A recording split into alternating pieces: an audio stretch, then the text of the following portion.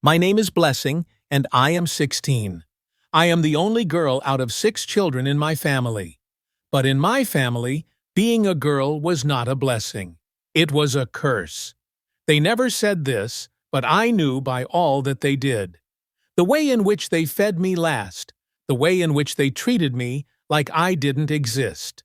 My 5 brothers had uniforms, books, and their own ambitions, but I had a rag, a bucket, and a never-ending list of chores as long as my arm.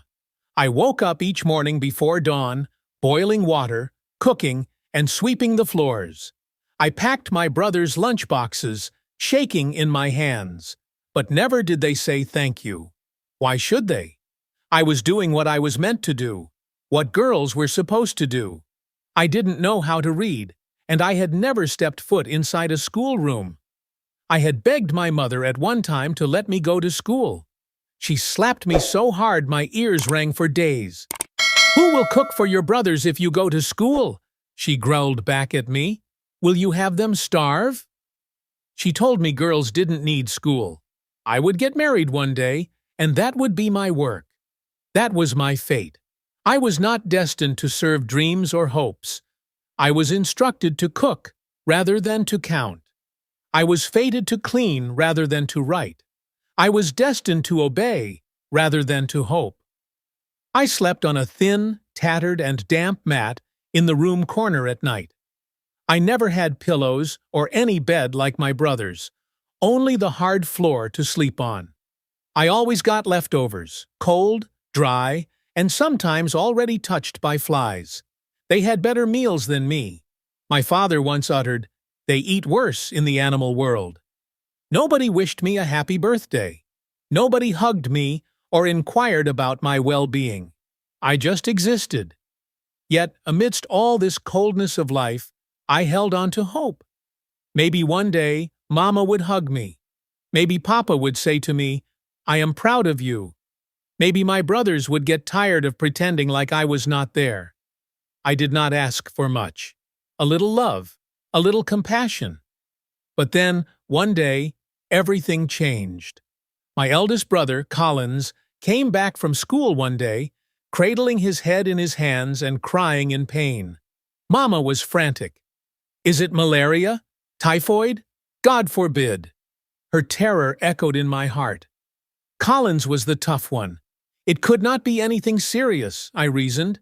He vomited 2 times that night. In the morning he stumbled getting up. Daddy carried him like a king, like a crown prince, to the hospital. They hollered for the neighbors to help, but I couldn't go.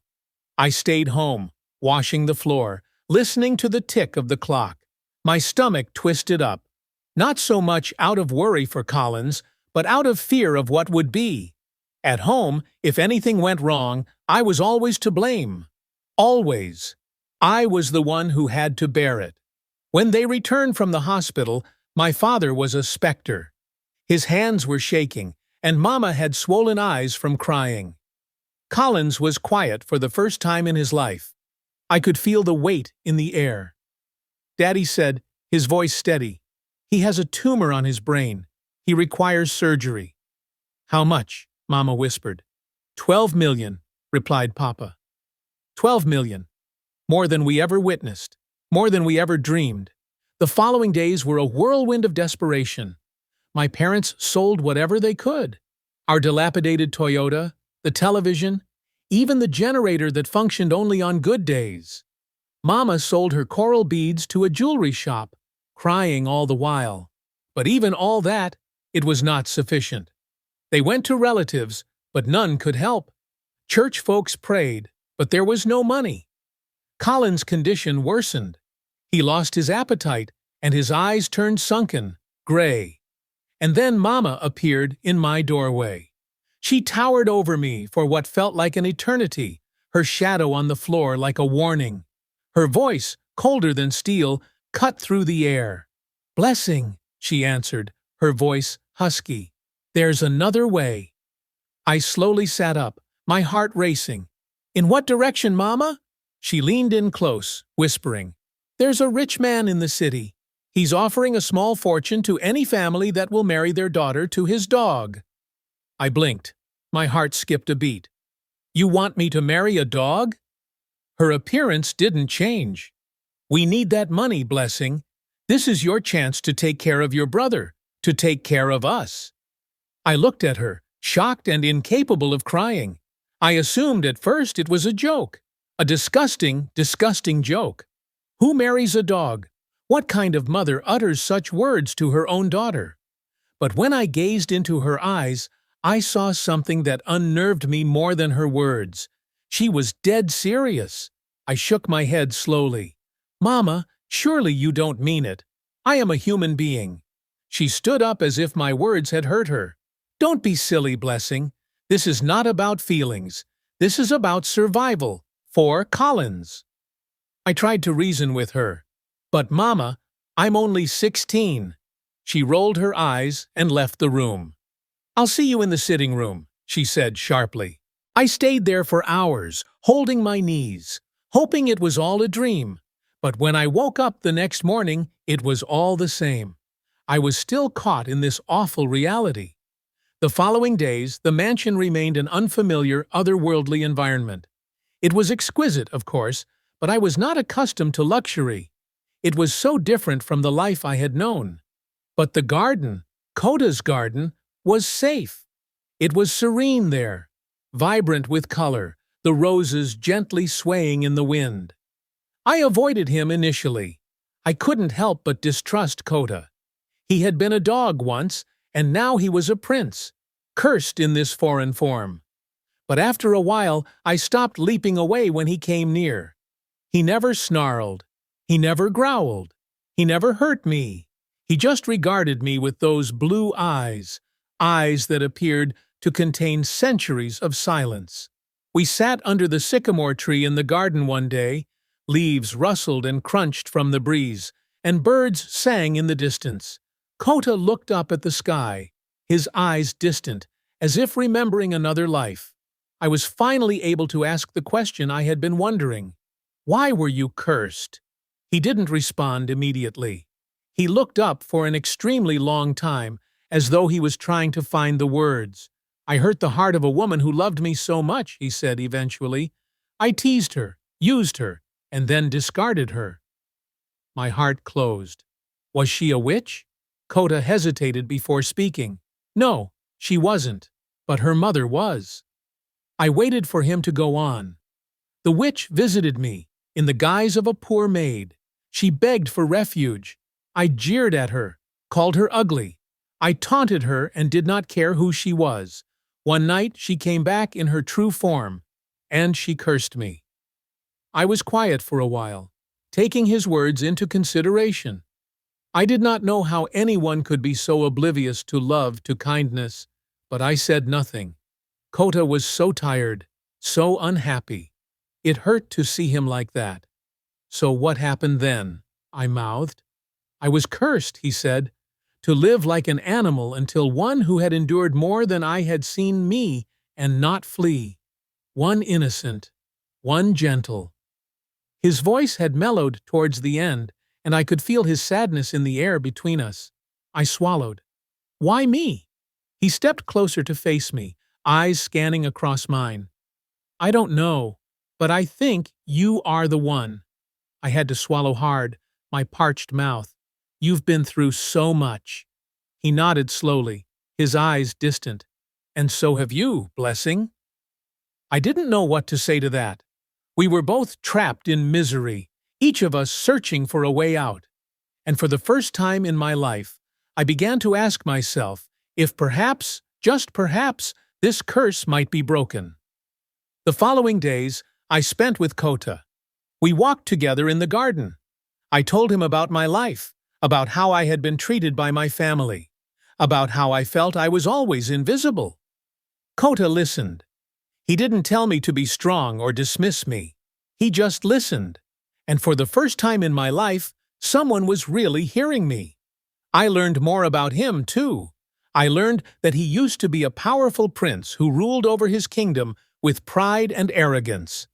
I discovered that his curse wasn't just about turning into a beast.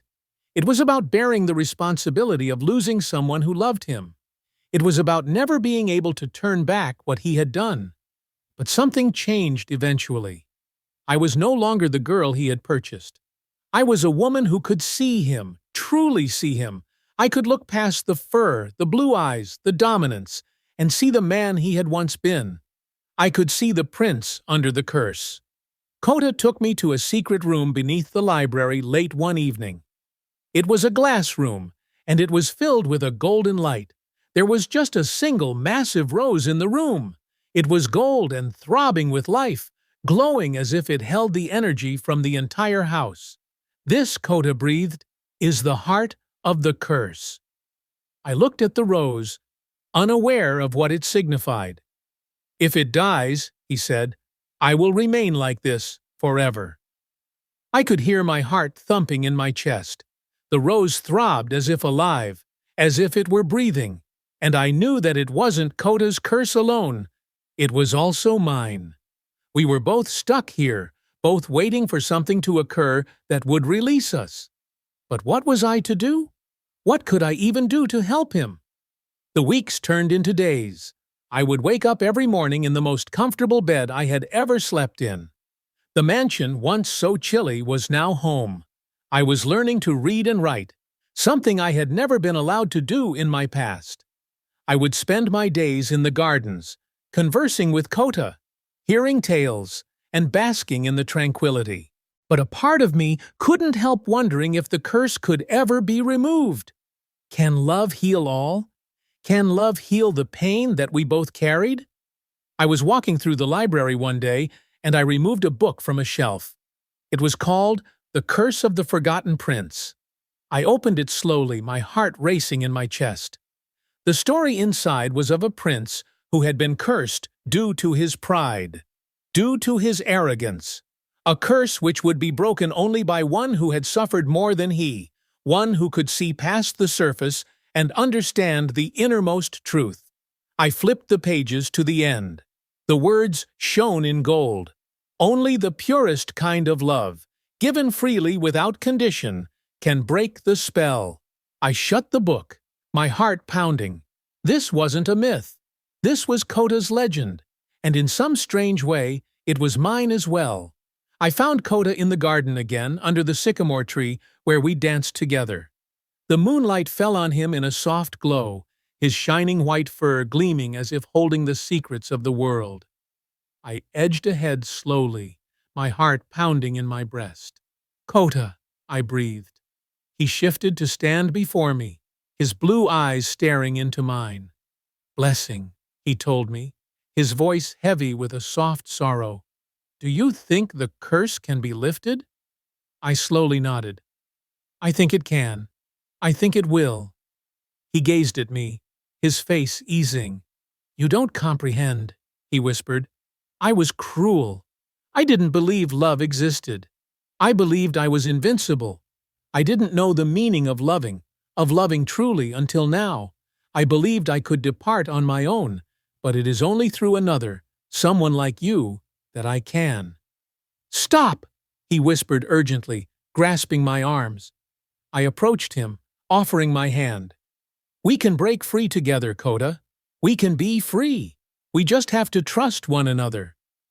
Kota smiled for the first time, a small, unobtrusive smile that crept into his eyes.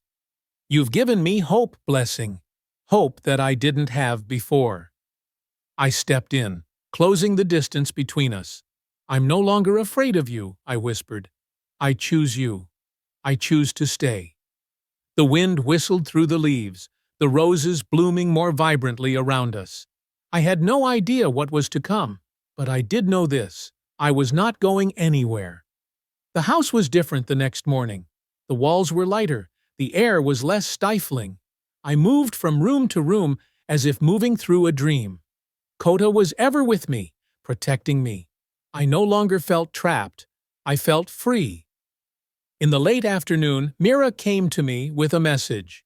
There's something you need to see, she said, her voice serious. It's happening. I followed her, down the unfamiliar corridors of the house. We arrived at a door which was inscribed with strange symbols. Behind it was Kota, but not the one I'd known. He was larger, his coat striped with lightning silver. His gold eyes were aglow, and he shook, growling. Something inside him was trying to break through. I stepped a little nearer, my heart racing. "Kota," I whispered, "I'm here." He stared at me, his eyes pained and frightened. His animal was rising up, but I did not retreat. I stroked his fur, the energy that ran under my fingertips. "You're not alone," I told her gently. "You don't have to fight this alone anymore." The storm inside him raged, but my words calmed him, anchored him. Slowly the trembling stopped, the growling stopped, and by morning the storm had passed. Kota gazed at me, his eyes remaining bright, though his body was now limp. "You did it," he whispered. "You saved me." I smiled, my heart full. We did it. The following days felt like a dream. Kota, no longer carrying the monster inside him, was no longer the cursed prince. He was merely a man who had found love, and we found a new beginning together. Then my parents arrived.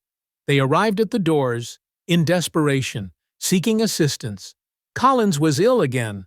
The doctors informed them that he would have to undergo additional treatment, but they could not afford it. But I had changed. I was no longer that girl they had sold. I was no longer their pawn. I stood up straight, facing them for the first time. "You no longer get to use me." Kota advanced, his power commanding. "You shouldn't be here," he said, his voice cold. My mother's eyes widened in shock. "But you married a man? I thought you married a dog." I turned to face her. "You sold me to a dog," I said. "And that's the only reason the curse was lifted."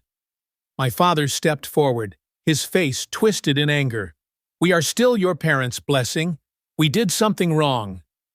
I shook my head, stepping back from them. "No, you didn't love me. You used me." Kota placed his hand on my back, hard and protective. "You have to leave," he told them. "Now." They were scared for the first time, but the guards arrived immediately and my parents were led out of the castle. No one looked back. Kota remained silent for a minute. He just walked me to my room, his solid presence comforting. He kissed my forehead softly that night, his words heavy with gentleness. "You're safe now," he said. "You'll never be treated that way again." And I was noticed for the very first time in my life. I was free. I was no longer invisible. The next day, Kota took me to the garden where it all began. The roses were in full bloom now, their petals shining in the sunlight. Kota knelt beneath the old sycamore tree and pulled out a small golden ring. "Blessing," he breathed, "not because I was cursed, not because I was in need of saving, but because I love you." I smiled and wept, my heart overflowing. "Yes," I whispered, "I love you too." And we stood together under the tree, not broken now, but whole. Not rescued, not owed, but chosen. And that was how the girl who had been bought like a product, the girl who had never felt "I love you" for ulterior motives, was made a queen, not due to magic, but due to love that saw her, chose her, and never asked her to be anything but herself. If you enjoyed this African folktale and learned something new from it, don't forget to give this video a like, share it with your friends, and drop your thoughts in the comments below.